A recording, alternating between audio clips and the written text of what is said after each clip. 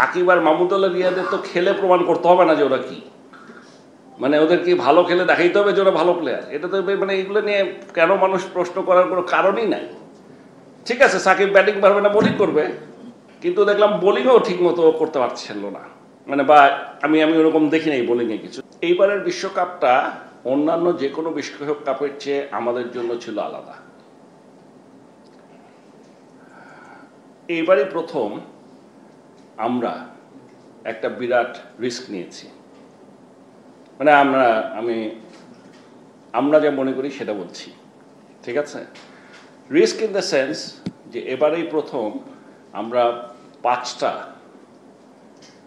প্রায় নতুন ছেলে পাঠিয়েছি, ইনএক্সপিরিয়েন্সড, আর বোলিং ফাস্ট বোলার ছাড়া, মানে বোলিং ছাড়া 2জন, মানে 4জন ব্যাটসম্যান বা অলরাউন্ডার পাঠিয়েছি যারা নাকি ফুললি এক্সপিরিয়েন্সড, ঠিক আছে। মানে আমি একদম স্পেসিফিক যদি বলি, তানজিদ তামিম, তানজিম সাকিব,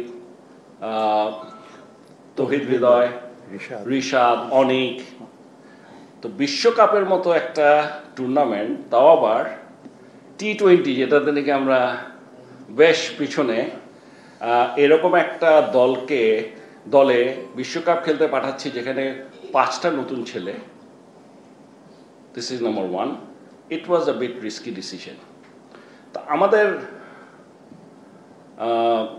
ভরসা ছিল, আশা ছিল বা বিশ্বাস ছিল যে এক্সপিরিয়েন্স যেই ছেলেগুলোকে আমরা পাঠাচ্ছি এদের সাথে, ফর এক্সাম্পল সাকিব আল হাসান, মাহমুদুল্লাহ রিয়াদ, লিটন দাস, শান্ত, ওরা তো আছে, ওরা মোটামুটি কাভার দিয়ে দিবে,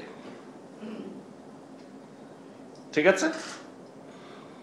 সো সেই দিক দিয়ে আমরা একটু ভয়ে ছিলাম, কারণ আরেকটা ভয় হলো যে গ্রুপে পড়েছিলাম, যে গ্রুপটাতে পড়েছিলাম ওখানে 2টো দল ছিল যে দুটাই নাকি অত্যন্ত শক্তিশালী। একটার সাথে তো মানে আমরা ভেবেছিলাম আমরা হয়তো ফাইটই করতে পারবো না, সাউথ আফ্রিকা, আর শ্রীলঙ্কার সাথে it will be very tough, 50-50, হেরেও যেতে পারি, জিততেও পারি, এটা হলো আমাদের ধারণা ছিল।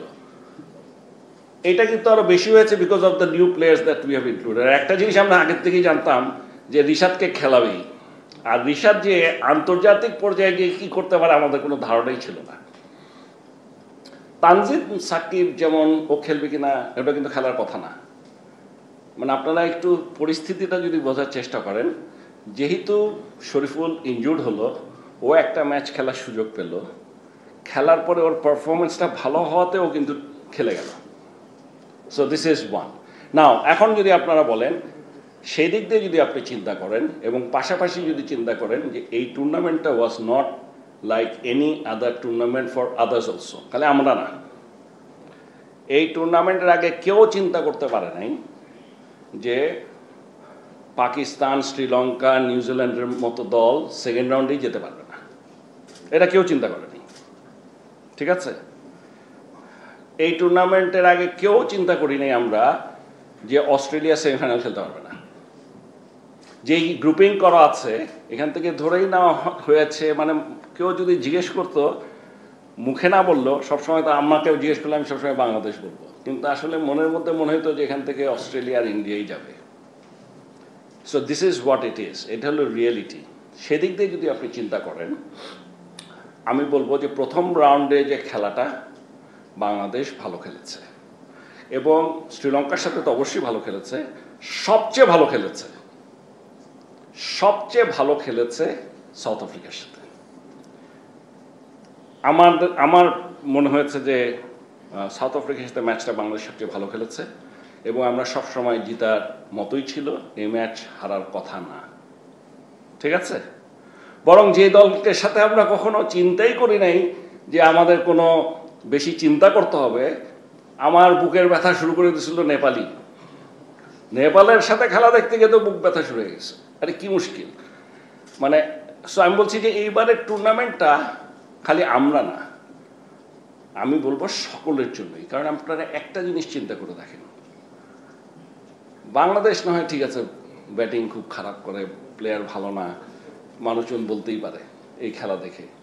আমরা নিউ ইয়র্কে খেলেছি, আমরা যে মাঠে খেলেছি ওই মাঠে ইন্ডিয়া কিন্তু 120ও করতে পারেনি, পাকিস্তান 115ও করতে পারেনি। আর সেন্ট ভিনসেন্টে আমরা যে উইকেটে খেলেছি সেই উইকেটে সাউথ আফ্রিকা নেপালের সাথে 1 রানে জিতেছে, 1 রানে। এইটা কি সব দল খারাপ হয়ে গেল? না, কিছু একটা আছে যেটা নিয়ে আমি এখন কমেন্ট করতে চাই না। ইট ওয়াজ নট, আমরা যেরকম এক্সপেক্ট করেছিলাম ওই রকম এক্সপেকটেশন হয়নি। এই সব কিছু চিন্তা করে যদি আমি কথা বলি, প্রথম রাউন্ডের খেলা দেখে আমাদের অবশ্যই আমরা খুশি হয়েছি যে আমরা উই কুড কোয়ালিফাই। এইখানটায় যে সমস্ত কন্ডিশনে আমরা খেলেছি, এখানে যে কোনো টিম যে কোনো কাছে হেরে যেতে পারত, ভালো খারাপ বলে কিছু নেই। ওদের কাছেও এটা আনএক্সপেক্টেড। আমি নিশ্চিত অন্যান্য দল যারা খেলেছে, আমরা যে সমস্ত উইকেটে খেলেছি তাদের জন্য unexpected. So this is one. So এদিক দিয়ে আমি বলবো আমি খুশি। আবার আরেকটা জিনিস একদম উল্টো হয়ে গেছে, মানে আমাদের এত বছরের আমার এক্সপিরিয়েন্স যে একদম কোনো কাজেই আসলো না।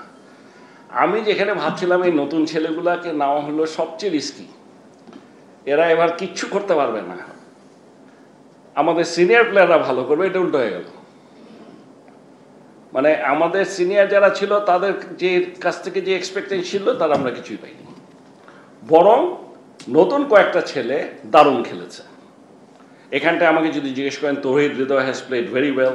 এখন তৌহিদ হৃদয় আর তানজিদ তামিম এরা কিন্তু একদম নতুন না, তারপরও আমি বলবো T20 ওয়ার্ল্ড কাপ খেলার জন্য এই সমস্ত দেশের জন্য তাদের এক্সপিরিয়েন্স অনেক কম, এখনো অনেক বাকি আছে। রিশাদের খেলা, তৌহিদ হৃদয়, ইভেন তানজিম সাকিব, এদের খেলা আমাদের চোখে পড়েছে, এদের খেলা দেখে আমাদের ভালো লেগেছে। তো সেদিক দিয়ে বলতে গেলে ওরা যে ভালো খেলেছে সেই এক্সপেকটেশন আমি করি নাই, কিন্তু করেছে সেই জন্য ভালো লেগেছে। এক্সপেকটেশনের চেয়ে বেশি ভালো করেছে। বিশেষ করে রিশাদের কথা আমি চিন্তাই করতে পারিনি। লেগ স্পিনার বাংলাদেশে খেলাই না, আমরা পাই না, সে জায়গায় ওয়ার্ল্ড কাপ খেলতে চলে গেল এবং গিয়ে সে ওখানে নাম করে আসছে আইসিসিতে। সো ইট ইজ সামথিং যেটা আমরা we should be proud of. অন্যদিকে শান্ত, লিটন দাস, সাকিব আল হাসান, মাহমুদুল্লাহ রিয়াদ, ওদের কাছ থেকে যে এক্সপেকটেশনটা ছিল, আর ওরা তো আর সব ম্যাচ ভালো খেলবে না, কিন্তু কিছু ম্যাচ ওরা আমাদেরকে যেরকমভাবে আমরা ওদের কাছে এক্সপেক্ট করেছিলাম সেই ধরনের এক্সপেকটেশন এটা আমরা হয়নি। সো এই দিক দিয়ে মনটা একটু খারাপ, মনটা খারাপ। কারণ একটা জিনিস আপনাদেরকে আমি বলে দিই, অনেকে যে যত কথাই বলুক না কেন, শান্ত ওর খেলার পারফরমেন্স দিয়েই কিন্তু বাংলাদেশ টিমের ক্যাপ্টেন হয়ে আসছে। ও আকাশ থেকে উড়ে আসেনি, ও পারফর্ম করেই এসছে, এসে এখন পারছে না, that is a different issue.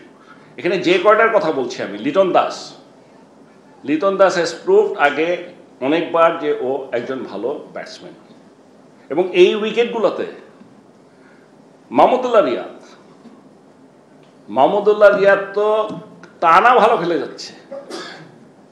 এই মূল পর্বে এসে যে ডিফিকাল্ট উইকেটে খেলার জন্য আসলে ওদের উপরেই আমাদের সবচেয়ে বেশি ভরসা ছিল। সাকিব, এটি মানে এখন সাকিব আর মাহমুদুল্লাহ রিয়াদের তো খেলে প্রমাণ করতে হবে না যে ওরা কি, মানে ওদের কি ভালো খেলে দেখাইতে হবে যে ওরা ভালো প্লেয়ার। এটা তো মানে এগুলো নিয়ে কেন মানুষ প্রশ্ন করার কোনো কারণই নাই। ঠিক আছে, সাকিব ব্যাটিং পারবে না, বোলিং করবে, কিন্তু দেখলাম বোলিংও ঠিক মতো করতে পারছিল না, মানে বা আমি ওরকম দেখি নাই বোলিংয়ে কিছু। সো এইটা আমাদের ধারণাই ছিল না। তবে দল এই সমস্ত কিছু বিবেচনা করে যদি আমরা দেখি, আমি মনে করি অবশ্যই আমরা যে সেকেন্ড রাউন্ডে গিয়েছি সেটা ভালো করেছে। না এখন আসেন না প্লিজ, সরি, হ্যাঁ বল।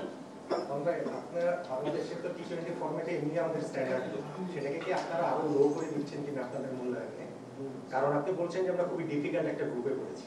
আমার মনে হয় বাংলাদেশ সবচেয়ে সহজ গ্রুপে পড়েছে। অন্যান্য গ্রুপে করলে হয় ইন্ডিয়া, পাকিস্তান, অস্ট্রেলিয়া, ইংল্যান্ড, তারপরে না হলে হচ্ছে নিউজিল্যান্ড আপনার সঙ্গে, ওয়েস্ট ইন্ডিজ তাদের সঙ্গে পড়বে। এই উইকেটে যদি ওদের সাথে খেলতাম খারাপ হতো না, আমি তো তাই চাচ্ছি। আপনি এটা তো বলতেই পারেন যেমন ধরেন আপনারা বলবেন যে এই উইকেটে সাউথ আফ্রিকা 115 করতে নেপালের সাথে 20 ওভারে কষ্ট করে 1 রানে জিততে হয় 115 করে, আপনারা বলবেন 12 ওভারে 115 করে কোনো ব্যাপার নাকি টি-20-তে? না, আমিও তো জানি ব্যাপার না, কিন্তু এখানে এসে কেউ করে দেখাইলে সে বুঝতে পারতাম। না না, গ্রুপ না, আমি বলছি আমাদের কাছে মনে হয়েছে যে এই দুইটা দল ভেরি স্ট্রং। না না, আমি অন্য গ্রুপ না, আমি বলছি পাকিস্তান ইস্যু না। আমার গ্রুপের কথা যদি আসেন আপনি, আমাদের গ্রুপে definitely Sri Lanka is a very strong টি-20 প্লেয়ার, আমাদের চেয়ে ভালো অবস্থানে আছে, এটা আমি জানি, মানে এটা আমার ধারণা। অ্যান্ড ডেফিনেটলি সাউথ আফ্রিকা আমাদের চেয়ে উপরে। এই ওয়ার্ল্ড কাপ ভুলে যান, এর আগে ওয়ার্ল্ড কাপের আগে, আমি বলছি ওয়ার্ল্ড কাপে যাওয়ার আগে আমরা কি ভেবেছি। সো এই দুইটার সাথে জিততে, একটার সাথেও যদি জিততে না পারি তাহলে আমরা সেকেন্ড রাউন্ডে যাওয়ার কোনো সুযোগই নাই। This is what I wanted to say. এবং যেহেতু আমাদের এতগুলো নতুন ছেলে যাচ্ছে, ইট ইজ রিস্কি।